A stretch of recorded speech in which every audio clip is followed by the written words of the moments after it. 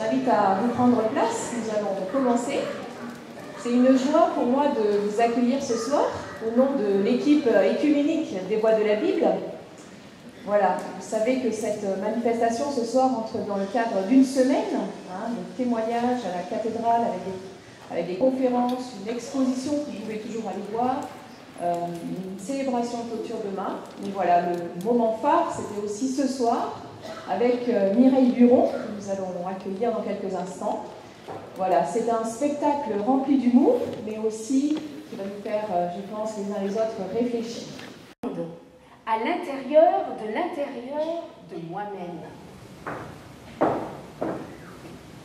Une femme qui repasse, vous croyez qu'elle repasse?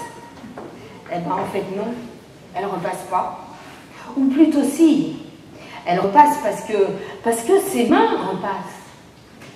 Mais là-haut dans sa tête, là-haut, elle pense à autre chose qu'au linge qu'elle repasse. Là-haut, elle ressasse. Elle ramasse, elle entasse, elle rêvasse, elle angoisse, et puis elle pose, elle dépose, elle fait une pause, elle se repose.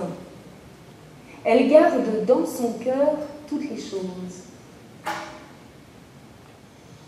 Ses doigts tissent des vêtements, elle fournit en drap les marchands. Guidée par l'ambition. Guidée par l'ambition, elle achète un nouveau champ et avec le fruit de ses mains, elle y plante la vigne. Hardiment, elle attaque et retrousse ses manches. Il faut que les affaires tournent. Sa lampe reste allumée tard dans la nuit. La main tendue vers le courbé, elle donne aux pauvres. Elle respire la force et la dignité et elle regarde l'avenir avec confiance. Elle parle avec sagesse. Elle donne ses enseignements avec bienveillance. Elle s'occupe de tout ce qui se passe dans sa maison et refuse de rester les bras croisés. Ses enfants lui font des compliments devant tout le monde. Son mari vient la célébrer. Il dit « Beaucoup de femmes sont courageuses, mais toi, tu les dépasses toutes. » Waouh, quel portrait! Pourquoi pleures-tu? Qui cherches-tu? Femme, pourquoi pleures-tu? Qui cherches-tu? Femme, pourquoi pleures-tu? Qui cherches-tu? Marie. Rabouni.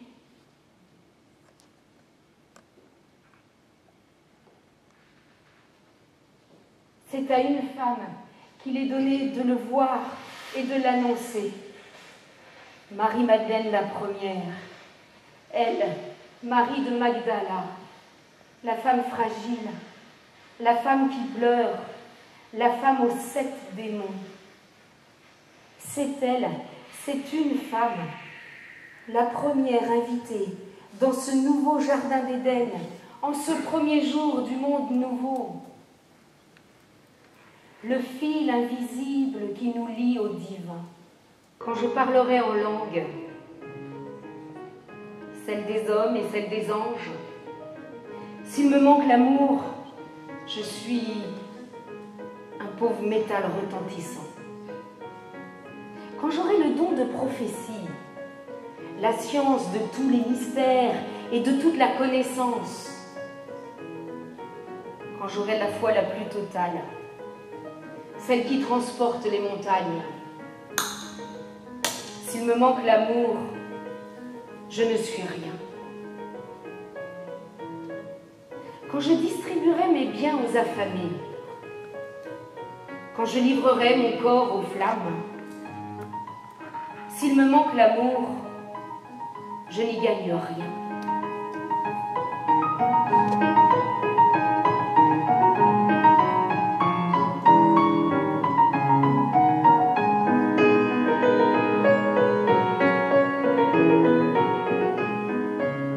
L'amour prend patience,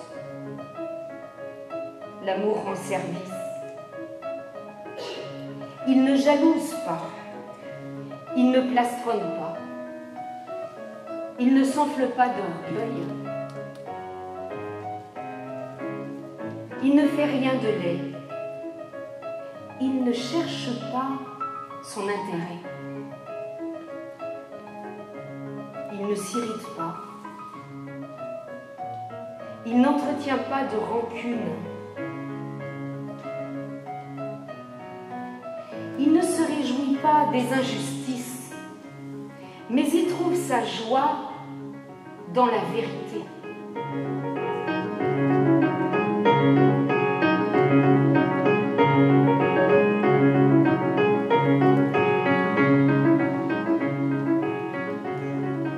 Il croit tout.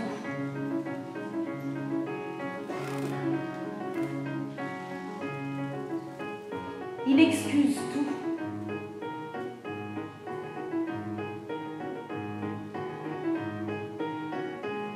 Il endure tout.